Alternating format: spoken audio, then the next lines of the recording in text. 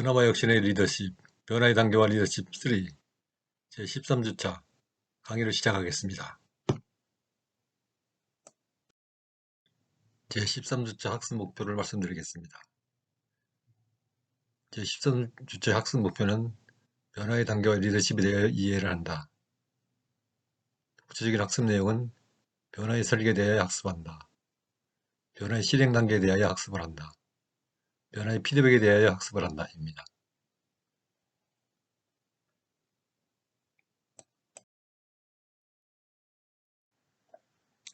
지난주는 변화의 단계에서 환경 분석, 비전 창출까지 학습하였습니다. 오늘은 이어서 변화 설계, 변화 추진, 피드백 등 5가지 소주제를 학습하겠습니다.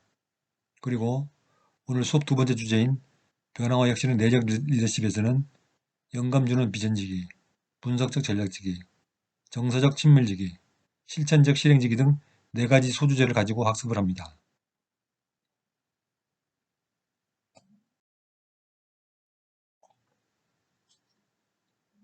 자, 변화의 단계는 지난 시간에 환경 분석, 비전 창출, 변화 설계, 변화 추진, 피드백의 5단계를 언급하였습니다.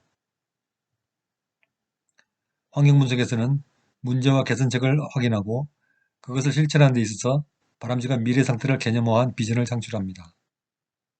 비전은 모호하고 선언적이며 이상적이고 추상적인 용어로 표현됩니다. 즉, 구체성은 미약하죠. 일단 비전이 세워지면 그것을 실천할 전략이나 임무가 구체적으로 마련되어야 합니다. 이것이 미션의 설정 단계인데 바로 변화 설계의 단계가 미션의 설정 단계와 같은 말입니다. 지난주 고르바초프의 에피소드에서 보았듯이 미션이 제대로 설정되지 않은 트럭 운전수의 경우 임무는 정시 수송이었습니다. 그러나 제대로 미션 설정을 하는 경우 운전사의 임무는 정해진 감자를 목적지까지 정시에 수송을 하는 것입니다.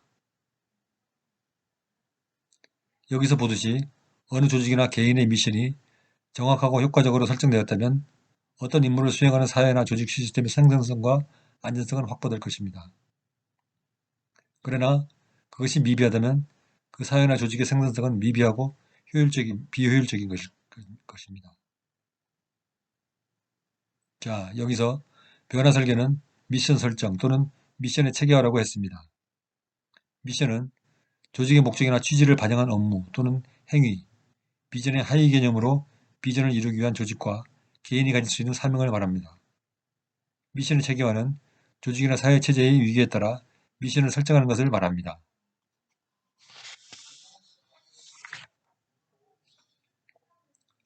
호홀 미션은 조직 전체의 미션을 말합니다. 즉, 국가나 기업의 전체적인 임무나 사명을 말하는 것이죠. 우리나라의 경우 민족중흥이나 남북통일, 세계 7대 강국, 즉 G7이 되는 것과 같은 집단 전체의 미션을 말합니다. 호홀 미션 다음에는 펑크셔널 미션으로 기능이나 부서별 미션을 말합니다. 기업을 예로 들면 생산부서, 마케팅부서 또는 국제부서 등 기능에 따라 나누어진 임무를 중심으로 미션을 설정하는 것이 펑크셔널 미션입니다. 기능별 미션 다음으로 유니티 미션입니다. 유니티 미션은 단위 조직의 미션입니다. 예를 들어 인사과, 재무과, 총무과 등 핵심적 단위 조직의 미션을 말합니다. 위계 아래 단위로 갈수록 미션은 깊고 좁은 범위를 가지게 되어 있습니다. 그 다음 마지막으로 개인별 직무를 설정한 job 미션이 있습니다. 이러한 미션은 조직의 사무 분장 규정이나 권한 이임 규정을 통해서 매뉴얼화되거나 법정화되어 있습니다. 모든 미션이 모든 상세 내용을 다 규정할 수는 없으므로 합리적인 이성을 가진 동기부여된 사람이라면 감자를 수송하면서 질질 흘리고 다닐 사람은 없겠지요. 미션의 체계화란 이처럼 전체 조직과 단위 조직 간의 위기에 따라서 미션이 잘 조직화되어 있는 것을 말하며 이와 같이 미션이 체계적으로 잘 마련되어 있다면 미션의 체계화가 잘 되어 있다고 하며 미션의 체계화가 잘 된 집단은 생산성이 높고 불량률이 낮으며 리더십 차원에서는 목표 달성이 잘 되는 상황이라고 말할 수 있습니다.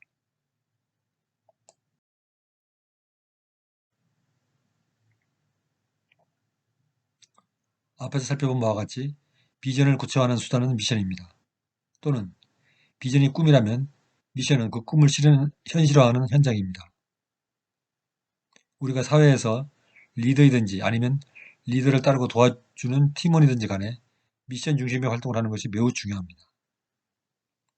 미션을 정확히 설정하지 않고 무언가를 한다면 방향키가 없는 배를 저어가는 것과 비슷할 겁니다. 그러나 GPS를 정확히 찍고 목표에 맞추어 사전에 정의된 미션을 실천한다면 목표 달성은 매우 쉬울 것입니다. 미션 중심의 활동은 어떻게 보면 기계적입니다. 그러나 반드시 그렇게만 볼 것은 아닙니다. 미션에는 인문학적 요소가 많이 필요합니다. 임기응변이나 유연성, 그리고 상황 판단력, 응용력 등 융통성을 발휘해야 할 상황이 너무 많습니다. 과거 한국에 조선소가 없고 오로지 투지와 의지 하나만 믿고 영국을 방문한 정주영 회장에게 영국 선박에서 간부가 물었습니다. 당신의 나라는 조선소도 없고 선박 건조 경험도 없는 한국의 현대가 어떻게 수만 톤짜리 선박을 만들겠다고 하는 겁니까? 이에 정주영 회장은 주머니에서 500원짜리 지폐를 꺼내 보이면서 말했습니다. 여기 보이는 지폐 거북선은 400년 전에 우리 조상이 만든 철갑선으로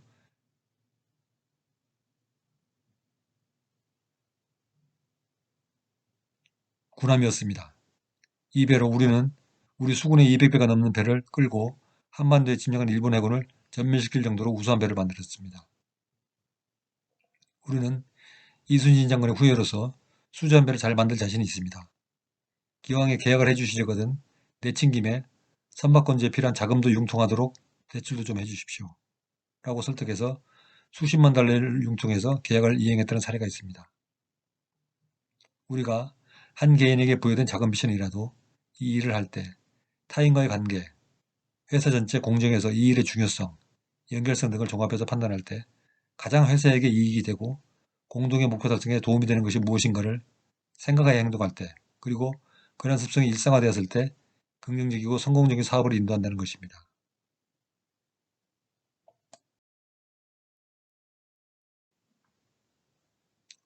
그러면 미션 중심의 생활인은 어떤 사람일까요?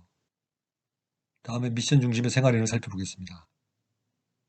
첫째로, 미션 중심의 생활인은 유연성이 있고 자발적인 사람입니다. 집단 내에서 한 개인의 미션이 정해져 있다고 하여 정해진 일만 하는 기계적인 사람은 로봇에 불과합니다. 미션은 일종의 나침판과 같은 것이며 이 나침판의 방향을 보고 상황을 종합적으로 판단해서 자발적으로 행동하며 지나치게 엄격하게 계획이나 일정에 얽매이지 않는 사람을 말합니다. 감자를 수송하는 운전수처럼 내 할 일은 시간을 지키는 운전이라는 사유로 감자가 트럭에서 다 떨어지든 말든 신경 안 쓰는 문의 운전수가 아니라 운송 전에 트럭의 짐칸을 패킹해서 감자가 유실되지 않도록 미리 예방하고 운전하는 상식 있는 운전사를 말하는 것입니다. 두 번째로, 미션 중심의 생활인은 타인들과 풍부하고 보람있는 관계를 맺는 사람을 말합니다.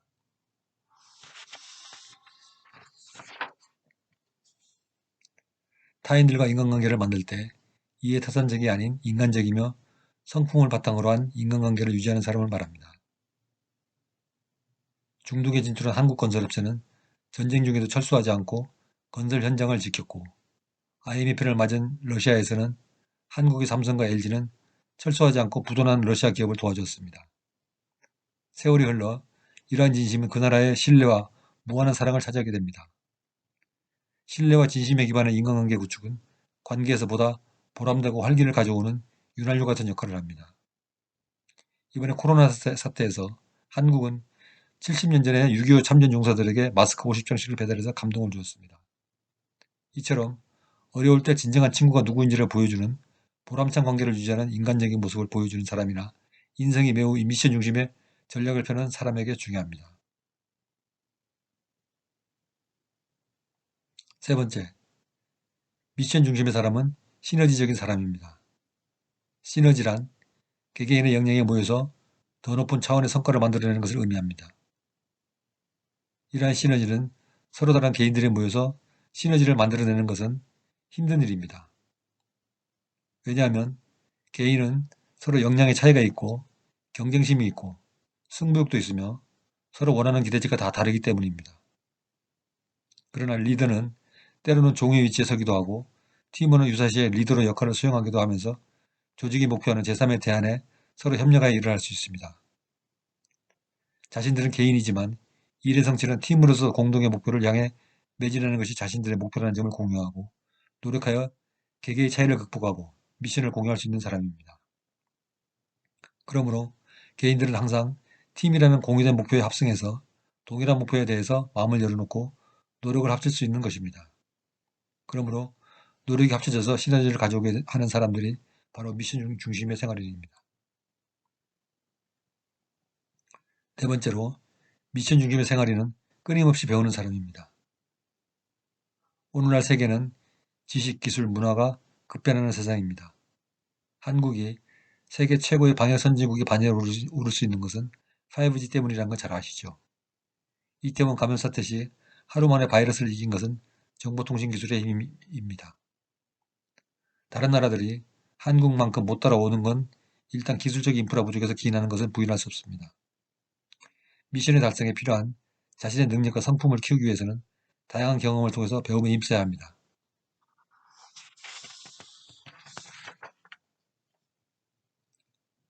다섯 번째, 미션 중심의 생활에는 공헌에 초점을 맞추는 사람입니다. 이것은 받는 것보다 주는 것을 즐겨하는 사람을 말합니다. 대접을 받기보다는 대접하는 사람, 섬김을 받는 것보다 섬길 줄 아는 사람, 봉사할 줄 아는 사람을 말합니다. 성경 마태복음 7장 12절의 말씀에 이렇게 얘기했습니다. 그러므로 무엇이든지 남에게 대접을 받고자 하는 대로 너희도 남을 대접하라. 이것이 율법이요 선지자이니라. 라고 했습니다. 우리는 누구든지 남에게 인정을 받고 사랑받기를 원하고 있습니다. 신인 하나님도 하나님께로부터 축복받기를 원하며 이웃에게 대접받기를 원하는 것은 인지상정입니다. 어떻게 하면 그렇게 할 수 있을까요? 남에게 인정도 받고 사랑도 받고 하나님께 축복도 받고 대접도 받을 수 있는 삶을 살 수 있는 길이 있을까요? 공자 제자 중에 자공이라는 사람이 있었습니다. 한 번은 자공이 공자에게 선생님, 우리가 평생 동안 실천할 도리를 한마디로 말씀해 주십시오. 그렇게 부탁했습니다. 그러자 공자는 기소불능 물시어인이라고 하였는데 그 의미는 자기가 하기 싫은 일은 남에게 시키지도 말라. 이것이 바로 일생을 살아갈 삶의 모토라고 하였습니다. 소크라테스도 너 자신에게 괴로운 일은 남에게 시키지 말라라고 했습니다. 유명한 유대교 랍빈 히넬 역시 내 자신에게 싫은 것은 아무에게도 하지 말라. 이것이 율법의 전부요. 나머지는 해설에 불과하다 라고 말했습니다. 그러나 예수님은 소극적으로 나가지 말고 한 걸음 더 나가서 적극적으로 말씀하셨습니다. 내가 대접을 받고자 하는 대로 남에게 대접하라 라고 말씀하신 것이죠. 이것이 바로 동서고금을 막론하고 인간관계에 있어서 가장 중요한 행동윤리인 것입니다. 그러므로 미션 중심의 생활에는 받기보다는 주는 것을, 대접받기보다는 대접하기를, 서비스 받기보다는 봉사하기를 즐겨하는 자여야 할 것입니다. 여섯 번째, 미션 중심의 생활에는 특별한 성과를 이뤄냅니다. 국가나 기업이 변화와 혁신을 요구해서 만들고 이를 위한 리더십을 강조하는 이유는 무엇일까요? 그것은 과거와는 다른 특별한 성과를 이룩하기 위한 것입니다. 그것이 아니라면 왜 이리 골치 아프고 힘든 공부를 한 걸까요? 왜 우리는 변화 혁신을 공부하고 리더십 훈련을 해야 할까요? 그 이유는 평범한 일상을 영위하기 위함이 아닙니다. 결단코. 위기를 극복하거나 위기에 대비하거나 특별한 미션을 추구하거나 예외적인 성장을 만들거나 등등 특별한 성과를 추구하기 때문입니다. 만일 과거와 같은 방식의 생산량이나 변동 없는 동일한 수준의 운영을 요구하는 조직이나 사회라면 변화 혁신을 추구하는 활동을 할 필요가 없겠죠. 그러나 변화 혁신을 통해서 도전적인 성과를 추구하는 조직은 변화와 혁신을 추구하는 리더십을 도입해서 변화를 도모하겠죠.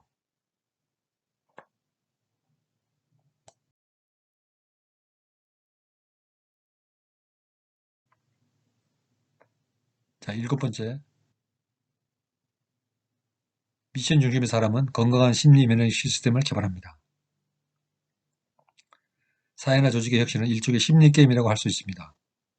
환자를 치료할 경우에 특히 암 같은 불치병의 경우에 환자의 심리 상태나 의지에 따라서 병이 악화되거나 또는 완치되거나 하는 경우가 발생합니다. 심리적으로 완전 무장이 되고 긍정적인 기도와 암시로 무장을 하는 경우 병을 극복하는 비율이 높다고 합니다. 실패나 좌절을 극복하는 면역 시스템의 말로 바로 그러한 무장을 의미하는 것입니다. 부정적인 암시나 기분에 굴복하지 않고 끊임없이 긍정적인 자기 암시와 성취에 대한 긍정적인 희망을 품고 전진해 간다면 실패나 좌절에 극복하지 않고 곤란을 잘 이겨내는 면역 시스템을 갖게 될 것입니다. 비전을 공유한다든지 공감을 통해서 일체감을 가진다든지 하는 방법은 낙오자를 다시 일으키고 용기, 동기와 의지를 배가하는 방법이 될 것입니다. 그러한 방어막이 두 겹, 세 겹 탄탄히 구축되어 있다면 어떠한 도전이 닥쳐와도 쉽게 극복할 것입니다. 8번째, 미션 중심의 생활에는 자기 나름의 한계를 설정합니다. 미션 중심의 생활에는 무한한 능력을 가지거나 또는 그러한 능력을 추구하지 않습니다. 지나친 극단을 피해서 에너지와 창의성이 절정인 시기에 노력을 집중합니다. 어느 행동을 하거나 지나치게 극단의 에너지를 바라는 활동을 하게 되면 쉬 지치고 다음 활동에 차질을 가져오게 됩니다. 그러므로 어떤 활동을 하는 경우에 균형과 항상성을 가지도록 적정한 수준의 변화를 추구합니다. 지나치게 에너지를 많이 사용하는 극단적인 활동은 활동가를 탈진하게 만들므로 적정하지 않습니다. 변화 혁신의 활동을 적정하게 균형 잡힌 시각에서 평온하게 집행하여야 창의성도 활발해집니다. 그러나 극단적인 구호와 과도한 노력과 수준의 성취를 요구하는 상황에서는 심리적인 압박을 받아서 적정하게 능력을 발휘하기가 어렵습니다. 그러므로 단기의 과도한 에너지를 바라는 활동보다는 적정한 에너지를 사용하면서 점진적으로 변화를 해나가는 과정을 통해 변화와 혁신을 추구해야지 자신의 한계를 넘어서 과도한 목표를 추구하는 것은 부담스럽습니다. 그러므로 그러한 부담을 피하려면 자신이 하는 일에 어떤 한계를 설정하고 그 한계를 넘어설 경우 이를 통제하는 메커니즘을 통해서 과부하가 걸리지 않도록 조절하는 사람이 되어야 하겠습니다. 9번째, 균형 잡힌 생활을 합니다. 현명한 미션 중심의 생활에는 삶의 한 영역에 치우치는 중독자가 아니라 균형과 조화를 통해서 시너지적 삶을 영위하는 자입니다. 너무 야근을 많이 하는 워커홀릭에 빠져서 자신과 타인의 건강과 문화적인 삶을 저해하는 것과 같은 삶은 지양해야겠지요. 균형과 조화로운 삶이란 무엇인가에 대해서 다양한 견해가 있을 수 있겠지만 육신과 정신이 삐패질 정도로 한쪽으로 치우쳐진 생활이 아닌 자연스러운 느낌을 주는 것을 의미한다고 생각합니다. 10번째, 미션 중심의 생활에는 자신감이 있고 안정적입니다. 미션 중심의 생활에는 삶에 자신감이 있고 그에 따라 내면의 안정감을 누립니다. 자신의 삶의 미션을 잘 파악하고 이를 자신있게 실천하는 사람은 삶에 자신감이 있게 되고 그에 따라 내면은 안정감을 가지고 평온을 느낄 수 있습니다. 사람이 자신감을 가진다는 것은 모든 것을 잘 알고 잘 처리할 수 있어서 얻을 수 있는 게 아닙니다. 단 한 가지라도 자신이 잘하는 것이 있다면 그것을 중심으로 자신감을 얻게 되는 것입니다. 전문가는 모든 것을 다 잘하는 것이 아닙니다. 바늘 한 땀을 바느질 하더라도 구두 한 컬레를 수선하더라도 요리를 한 가지 하더라도 그 사람이 그 분야의 최고의 전문가라면 자신감을 가질 것입니다. 재주가 아무리 많아도 그중 한 가지라도 최고 전문성이 없다면 자신감을 가질 수 있겠습니까? 자신감은 영어로 confidence라고 합니다. 영국의 초등학교 교육과정에서 보면 교육의 최고 목표는 배우는 분야에서 자신감을 가지게 하는 것이라고 목표가 되어 있습니다. 영국에서는 교육과정의 목표가 학습을 통한 지식을 얻는 게 아니라 해당 내용을 학습하며 그 분야를 활용하는 데 자신감을 갖도록 한다고 되어 있습니다. 그러므로 영국 아이들은 연습 문제를 풀다가 틀려도 대부분 우물쭈물하지 않고 틀렸음을 시인하지만 그들의 태도는 진지하고 자신감에 넘쳐 흐릅니다. 18세기, 19세기에 수많은 식민지를 건설한 그들의 능력은 바로 자신감에서 나온 것입니다. 자신감이 없다면 안정에 반대된 불안감이 엄습하겠죠. 불안감이 있다면 모든 게 정상적으로 진행되지 않습니다. 그러나 자신감이 있다면 안정감도 따라옵니다.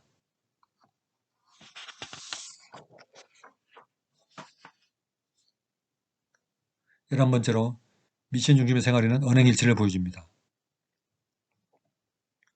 미션 중심의 생활에는 이율 배반이나 위선이 없으며 자기 성실성 계좌에 높은 잔고를 쌓아 나갑니다. 만일 어떤 리더나 팀원이 말만 앞세우고 행동을 하지 않는다면 위선자로 여겨지게 되며 함께 일하려고 하는 팀원이 없을 것입니다. 언행일치 실천을 하는 것은 매우 어렵습니다. 그러므로 성서에서도 인간이 저지를 수 있는 최악의 죄는 그 혀를 함부로 돌리는 것이며 항상 말을 조심하라고 가르쳤습니다. 그리고 말로써 남에게 상처를 주는 것을 유의하라고 가르쳤습니다. 서약을 남발하거나 쉽게 약속을 하는 것을 경계한 것은 그것을 실천할 가능성이 있는지를 묻는 것입니다. 너희는 도무지 서약하지 말라 라는 말로 성경은 공형을 하는 것을 말렸습니다. 12번째, 미션 중심의 생활에는 자기 영향력의 원에 초점을 맞춥니다. 이 말은 미션 중심의 생활에는 자기가 관심을 둔 영역이 아니라 자기가 미칠 수 있는 범위 영역에 초점을 맞춥니다. 즉, 이 말은 뭐냐면 이 말은 한 개인이 초점을 두는 활동 반경은 단지 관심 있는 관점적인 영역에 에너지를 투자하는 것보다는 자신이 실제로 영향을 미칠 수 있고 힘을 쓸 수 있는 가능한 범위 영역에 주안점을 두는 것입니다. 이 말은 미션 중심의 생활에는 실질적이며 실용적인 성과를 산출할 수 있는 현실주의자함을 의미합니다. 다른 의미로는 자신의 영역에 미치지 못하는 범위까지 허세를 부리는 것도 피해야 한다는 것을 의미합니다. 13번째, 미션 중심의 생활에는 풍부한 내적 생활을 함양합니다. 독서, 사고, 명상 등을 통해서 정기적으로 정신적인 쇄신을 도모해야 한다는 것을 의미합니다. 이런 활동은 다른 말로 자기 성찰이라고도 하는데 자기 자신을 환경 속에서 계속 적응시키고 새롭게 하여 사회와 조직 가운데서 늘 신선하고 참신한 내적 외적 이미지를 발산할 수 있도록 단련해야 한다는 점을 의미합니다. 자기 자신을 변하는 환경 속에서 적응적으로 변화시키거나 정화하지 않으면 진부하게 되고 사회의 변화물결에 뒤처지며 방향감각을 상실하고 리더로서나 미션 중심의 생활이 되지 못합니다. 즉, 팀원으로부터 신망도 받을 수 없고 앞장서서 지도하기도 어렵게 됩니다. 자기 자신을 충분히 그리고 풍부하게 성찰함으로써 매일 새로운 희망이 솟아나고 창의성이 풍부해지며 도전에 대항하는 것이 매일 즐거워집니다. 그러나 자기 자신을 성찰하지 않고 팽개쳐두면 매일매일이 지루해지며 도전들이 두려워집니다. 그것은 자신의 내적 면역력이 저하돼서 내적으로부터 나오는 에너지가 약해지기 때문입니다. 내적인 정화를 통해서 나오는 성찰은 정신력을 강화시키고 강화된 정신력은 육체적 활동과 추진력을 강화시킵니다.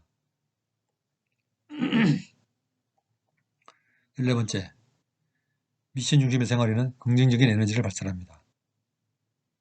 긍정적인 미션 중심의 생활에는 더 명랑하고 더 유쾌하며 더 낙관적이고 더 적극적이며 더 미래지향적입니다. 이것은 태도라고 부르는 것과 관련됩니다. 영어로 태도는 attitude라고 하는데 태도는 두 가지 방향을 가지고 있습니다. 하나는 긍정적, 다른 하나는 부정적이 그것입니다. 세상 만물을 보는 눈도 크게 봐서 이 두 가지로 분류할 수 있습니다.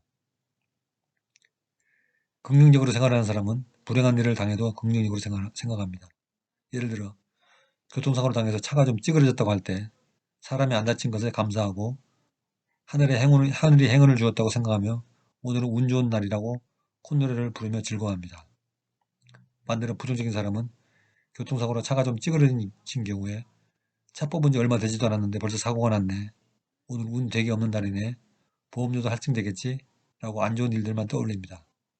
그러므로 하루 종일 짜증만 나고 이로 인해 일이 손에 안 잡히고 식욕도 떨어집니다. 사람의 행동과 생각은 자신이 마음을 어떻게 먹느냐에 따라서 확 변합니다.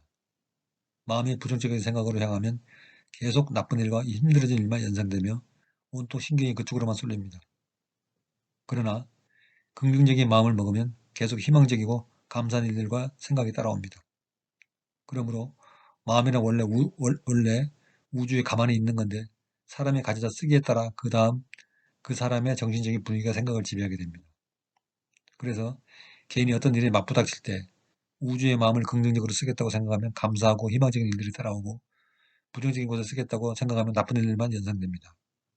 그래서 예부터 어른들이 마음을 곱게 쓰라고 지나가는 말로 충고하였습니다.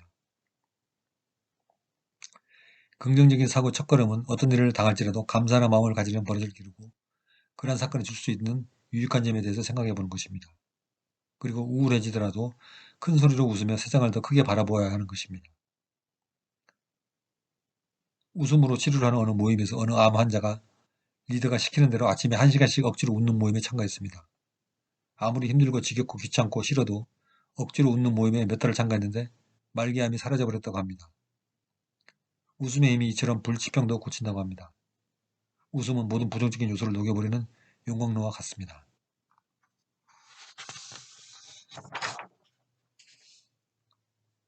리더의 기분은 팀원에게 전염되므로 리더는 건강하고 유쾌하고 적극적인 분위기를 불어넣고 미래지향적인 희망을 보여줘야 합니다. 그러기 위해서는 매사에 긍정적이고 감사하는 생활태도를 가지고 조직의 기쁨을 활기차고 적극적이며 장래 희망을 주는 풍토를 만들어야 합니다.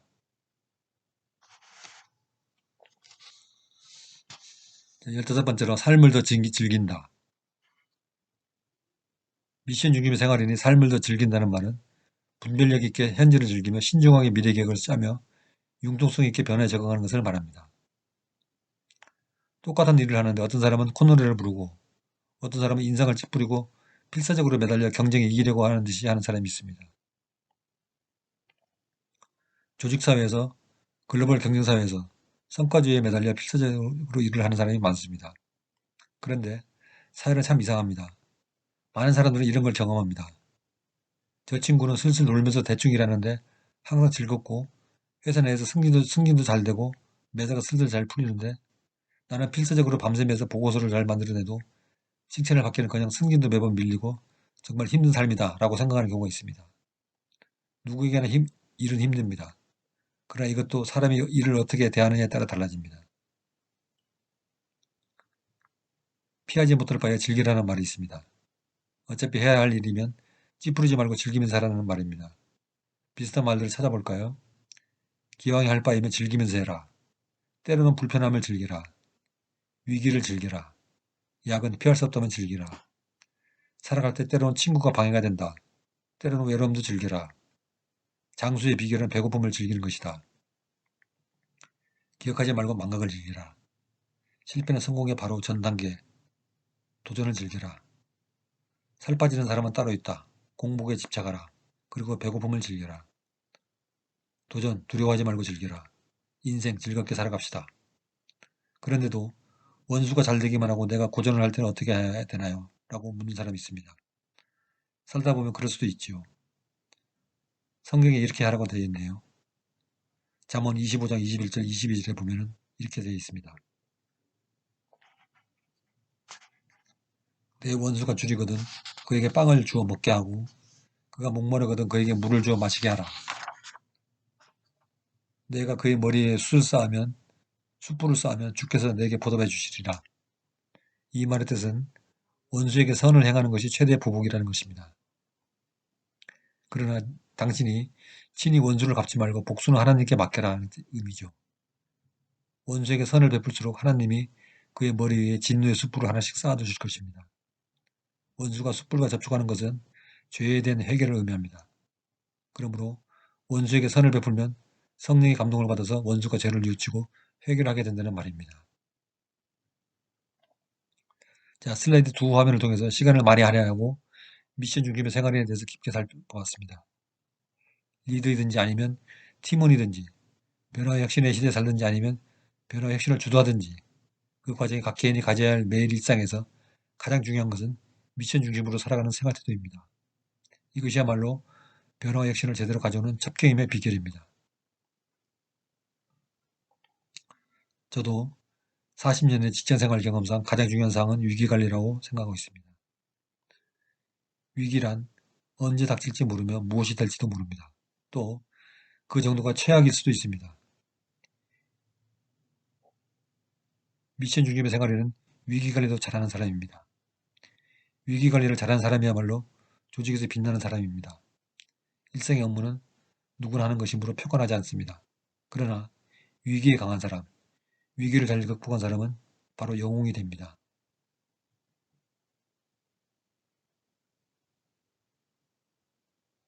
삼성은 일본이 한국에 대한 반도체 소재 수출을 화이트리스트에서 배제하기 전에 30년 전부터 일본의 음영한 속셈을 눈치채고 위기에 대응 준비를 했습니다. 일본이 2019년 한국 반도체 산업의 목줄을 누르고 압살하려고 반도체 소재 수출을 금지했습니다.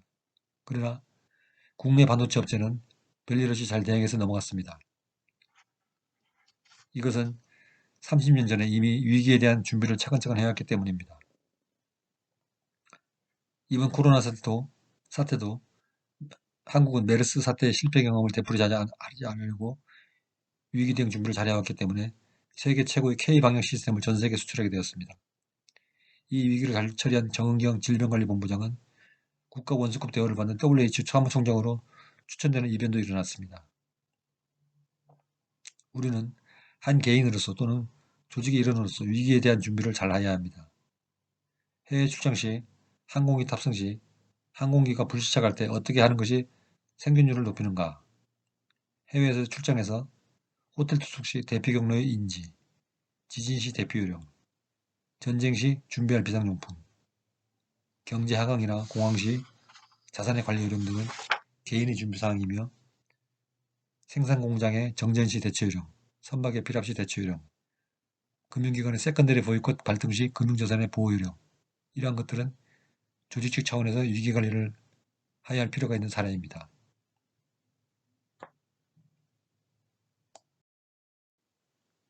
다음 비디오에서 수업이 계속됩니다.